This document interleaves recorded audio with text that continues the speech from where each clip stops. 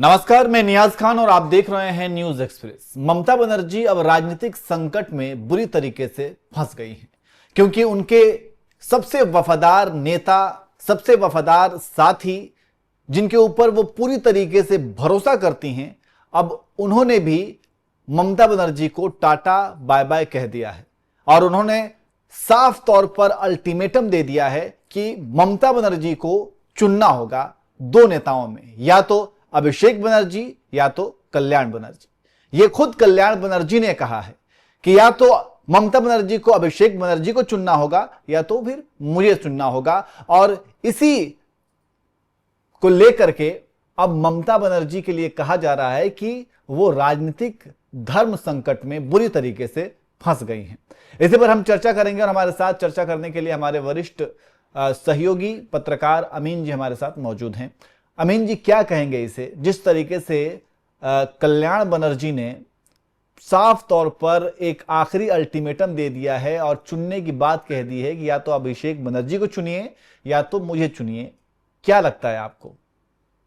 बिल्कुल, एक तरह से देखा जाए कि ये काफी चीजें जो है देखने को मिलती है और ये सुनने को भी मिलती है कि अगर आपका अपने कार्यकर्ताओं के प्रति एटीट्यूड जो है एक राजा किंग की हैसियत की अगर होती है तो वो पार्टी जो है बहुत जो है जल्दी जो है मौके की तलाश में रहते हैं लोग और टूटने लगती है। मुझे लगता है कि 15 साल सत्ता में रहे तो इसलिए वो सारी चीजें छुपी हुई थी, लेकिन जैसे ही वो मामला टूटा जो सारे छेद और पर्दे जो है खुले के खुले रह गए।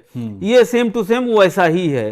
कहने का मतलब ये, एक तरह से आप इसको एक दूसरे नजरिए से देखिए कि जब रामविलास पासवान जिंदा थे तो उनके सारे कार्यकर्ता जब भी वो घर से निकलेंगे तो खड़े हो जाएंगे और वो उनके सामने कोई बातचीत नहीं करेगा। वो एक अपना एक एरिया और एक अपना नियम बनाए हुए थे जहां पे वो रहते थे। लेकिन जैसे ही उनकी मौत हुई तो जो उनके सांसद थे, जिसमें उनके चाचा भी पारस जी भी सांसद थे, उनके एक और भाई पटना से भी वो बिहार प्रदेश अध्यक्ष थे लोजपा के, वो भी सांसद थे। सभी लोगों ने विद्रोह कर दिया कि जो भैया को हम लोग सम्मान देते थे, तुम हमारे भतीजे हो, हम तुमको वो सम्मान नहीं देंगे।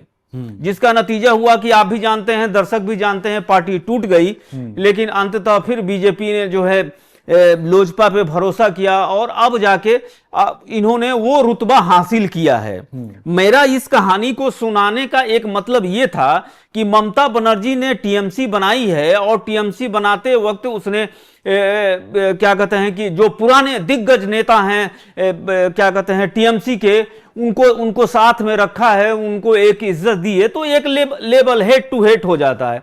लेकिन वहीं अभिषेक बनर्जी जब उस लेवल में आते हैं तो वो थोड़ा सा कंफर्ट जोन से अलग हट जाता है। मेरा इस कहानी का सेंस ये था, आप एक दूसरे कहानी से भी समझिए कि आजम खान, मुलायम सिंह यादव, अमर सिंह, ये बेनी प्रसाद वर्मा जो अब इस दुनिया में नहीं रहे, तो एक तरह से देखिए कि वो जब अखिलेश जब पहली बार उन्होंने अपने बच्चों को सपोर्ट किया तो काफी खबरें दर्शक भी जानते होंगे कि आजम खान को समझते नहीं थे। तो एक तरह से कहा जाता कि 2.5 मुख्यमंत्री हैं, एक आजम खान मुख्यमंत्री हैं, तो एक अखिलेश यादव मुख्यमंत्री हैं, तो एक शिवपाल भी मुख्यमंत्री हैं और आधे जो है अखिलेश यादव। तो ये थोड़ी सी सत्ता का जो संघर्ष है ये आज ही का नहीं, बहुत पुराना भी है।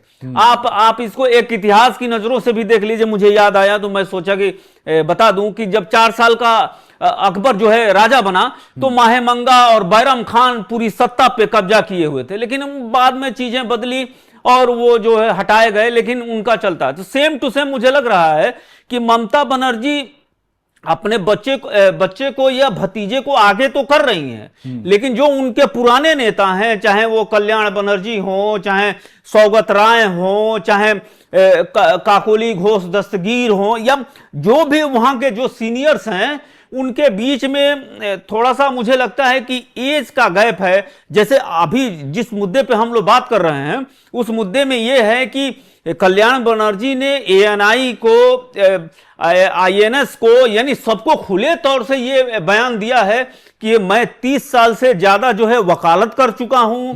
दूसरी चीज कि मैं ममता बनर्जी को बहुत पहले से जानता हूं, अगर इस तरह से कोई हमारा अपमान करेगा तो मैं इसे बर्दाश्त नहीं करूंगा। बिल्कुल। तो और कहीं ना कहीं लगता है, और ये टीएमसी के जो हैं वो वकील के, तो वकील की भी भूमिका ये निभाते हैं। जहां पर भी लीगल सजेशन की जरूरत होती है तो कल्याण बनर्जी इसकी भी भूमिका निभाते हैं, क्योंकि वो बहुत पुराने वकील भी हैं और बहुत ही एक्सपीरियंस्ड और पावरफुल नेता हैं। लेकिन यहाँ पर सवाल ये है अमीन जी, एक आखिरी सवाल आपसे, कि ये बताइए कि ममता बनर्जी को ये पता है कि सिर्फ और सिर्फ अभिषेक बनर्जी की वजह से ही उनके पार्टी जो है, तमाम नेता जो हैं वो खफा हैं और उनकी पार्टी टूट रही है, और तमाम नेताओं ने अब तो खुल करके बोलना शुरू कर दिया, जैसे कि एक ऋतव्रत बनर्जी जिन्होंने 58 विधायकों के साथ वो अलग हुए और उन्होंने अपना नेता प्रतिपक्ष चुन लिया। हालांकि वो ये कहते हैं कि ममता बनर्जी ही हमारी नेता है, लेकिन कहने में और दिखने में आसमान ज़मीन का फ़र्क हो जाता है। वो सबको पता है कि वो बगावती हैं और वो सिर्फ और सिर्फ नाम का है कि हाँ ममता बनर्जी उनकी नेता है और वो मान रहे हैं, लेकिन वो असल में बागी हैं। तो ऋतव्रत बनर्जी का भी बयान आया, उन्होंने भी अभिषेक बनर्जी का हवाला दिया कि वो उनसे खुश नहीं हैं। तमाम नेता, अब ये सीनियर नेता ये भी कह रहे हैं कि वो अभिषेक बनर्जी से खुश नहीं हैं। तो कुल मिलाकर के अब तो टीएमसी का जो अस्तित्व है वो तो अभिषेक बनर्जी के ऊपर ही है। मतलब ये कि अभिषेक बनर्जी को अगर ममता बनर्जी हटाती हैं तो तमाम नेता वापस आ सकते हैं। तो क्या लगता है आपको कि ममता बनर्जी इतनी बड़ी कुर्बानी करेंगी, देंगी? नहीं, मुझे लगता है कि ये अभी जो हम लोगों ने खबर की है वो एक त्वरित ब्रेकिंग है, लेकिन चूंकि बयान आ चुका है तो कुछ ना कुछ वो मैकेनिज्म निकालेंगी। लेकिन मुझे लगता है कि ये जो एक हायरार्की का जो लेवल है वो सरकारी लेवल पे होता है। लोकतंत्र में, पार्टियों में इस तरह के हायरार्की बहुत कम देखने को मिलती है। मैं एक दो उदाहरण और भी दिखाता हूं जिसको लेके सोशल मीडिया पे काफी चर्चा होती रही है। उसके बारे में मैं बताऊं कि राजनाथ सिंह जो है प्रधानमंत्री मोदी के सीनियर रहे हैं, और जब वो अध्यक्ष थे तब ये जो है 2014 में जो है मतलब कि क्या कहते हैं कि लोकसभा में बीजेपी के नेता हुए, पार्लियामेंट्री वोट से वो चुने गए और तब उन्होंने देश भर में प्रचार किया और प्रधानमंत्री बने। और सुषमा स्वराज भी उस वक्त जो है जिंदा थी, अरुण जेटली, ये सभी सीनियर नेता थे। तो एक प्रधानमंत्री का जो प्रोटोकॉल होता है वो पुराने वीडियो अगर आप उठा कर देखें, दर्शक भी मेरी बात से सहमत होंगे कि जब प्रधानमंत्री आते थे तो फोटो से लगता था कि राजनाथ सिंह या सुषमा स्वराज या अरुण जेटली को उठने में या सम्मान देने में थोड़ी दिक्कत आती थी। तो ये थोड़ा सा होता है, ये सारी चीजें एक सीनियर जूनियर का भी एक वो चीजें आ जाती हैं। हाँ, तो ये चीजें होती हैं। अब मुझे लगता है कि यही चीज वहां पे फंस रही है।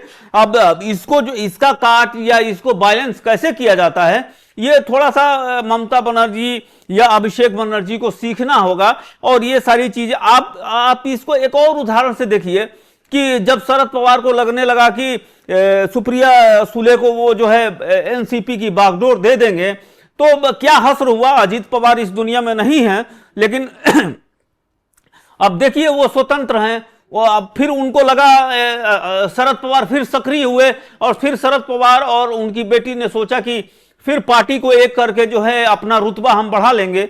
तो रातों रात जो है उनकी पत्नी ने, जो सुनेत्रा पवार ने जो है पार्टी से अपनी पार्टी को जिंदा ही रखा, अपनी पार्टी की नेता हो गई, उप मुख्यमंत्री हो गई। तो ये सत्ता का जो एक राजनीति का और सत्ता का जो कॉकटेल है ना, ये बड़ा ही खतरनाक चीज है। इसे कब क्या हो जाए और कब क्या रिश्ते और कैसे क्या हो जाता है, ये चीज यही इसी चीज को अगर ममता बनर्जी, अभिषेक और कल्याण बनर्जी या जो काकोली घोष या जितने भी उनके लीडर्स हैं जिनको ये बैलेंस करना है, थोड़ा सा इसी को सामंजस्य अगर ममता बनर्जी अपने भतीजों को समझा लें तो मुझे लगता है कि कोई दिक्कत नहीं होगी। ठीक है, तो कुल मिलाकर क्या बुरा लगता है क्या पता अभी। हाँ, लेकिन वो तो बात की बात है, लेकिन अभी तो मामला फंसता हुआ तो दिख ही रहा है। जी, बिल्कुल वफादार कह सकते हैं, कट्टर वफादार कल्याण बनर्जी माने जाते हैं ममता बनर्जी के। लेकिन अगर वो इस तरीके की बात कह रहे हैं, वो भी मीडिया के सामने आकर के कह रहे हैं, खुलेआम कह रहे हैं, क्योंकि नाराजगी अगर होती तो हो सकता है कि वो डायरेक्ट ममता बनर्जी से भी बात कर सकते थे और ताकि लेकिन वो सीधे मीडिया में आ गए और दुनिया जान गई। अभी पार्टी में जिस तरीके से अभी अशांति है और हलचल है, और ऐसे में एक और 440 वोल्ट का झटका देना, ये तो कहीं ना कहीं सोचने वाली बात है कि कल्याण बनर्जी ने अगर इस तरीके की बात कही है तो जरूर जो है वो वाकई में अंदर से दुखी हैं और नाराज हैं, तभी आकर के उन्होंने मीडिया में ये बात कही है। तो खैर, जो कल्याण बनर्जी ने कही है उस पर वो अमल करते हैं या नहीं करते हैं, या फिर कल्याण बनर्जी की बात सुन करके अब ममता बनर्जी क्या उस पर कदम उठाती हैं, ये भी देखने वाली बात होगी। वैसे आपको क्या लगता है कि कल्याण बनर्जी के बयान पर आप क्या कहेंगे, कमेंट करके जरूर बताएं।